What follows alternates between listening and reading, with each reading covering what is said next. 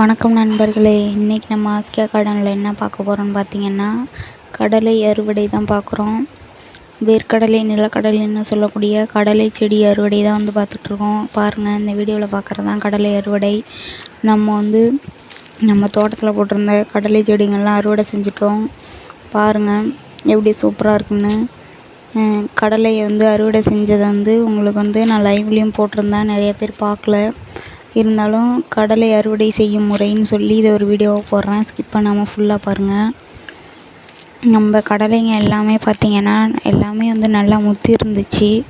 நல்லாவும் இருந்தது. ஒரு கடலை கூட பிஞ்சாகவும் இல்லை, நல்லாவே இருந்தது. பாருங்கள் எப்படி சூப்பராக இருக்குன்னு கடலைங்கெல்லாம். ஒரு செடியில் மேக்ஸிமம் 50 கடலையாவது இருந்தது. 100 இல்லைனாலும் பாதி செடியில் 100 கடலை இருந்தது. பார்த்திங்கன்னா நம்ம பாதி தான் எடுத்திருக்கோம். நம்ம தோட்டத்தில் இருக்கிறதுல இன்னும் பாதி கடலைங்க நம்ம இன்னும் அறுவடை செய்யலை. பார்த்திங்கன்னா நான் கடலை அறுவடை செய்கிறத இப்போ லைவாகவே உங்களுக்கு காட்டுறேன் இந்த வீடியோ ஸ்கிப் பண்ணாமல் ஃபுல்லாக பாருங்கள். கடலையை எப்படி அறுவடை செய்கிறோன்னு. இப்போ பார்த்திங்கன்னா போய் மிச்சம் நம்மளுக்கு இன்னும் பாதி கடலைங்களை அறுவடை செய்ய வேண்டியது இருக்குது. பாருங்கள் எப்படி அறுவடை செய்யலான்னு. நம்மளுக்கு 100 நாள் ஆயிடுச்சு. அதனால் எல்லா கடலையுமே அறுவடை செஞ்சிடணும். இல்லைன்னா மண்ணுக்கு கீழே இருந்துடும் கடலையெல்லாம். பாருங்கள் இப்படி தான் நம்ம கடலை அறுவடை செய்யணும்.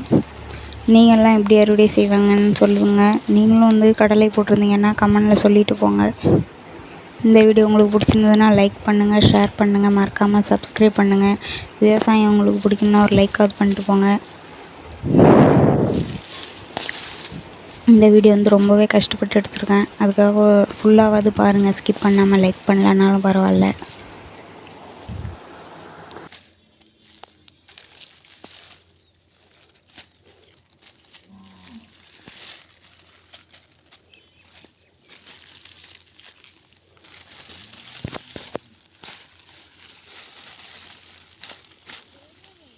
Whoa!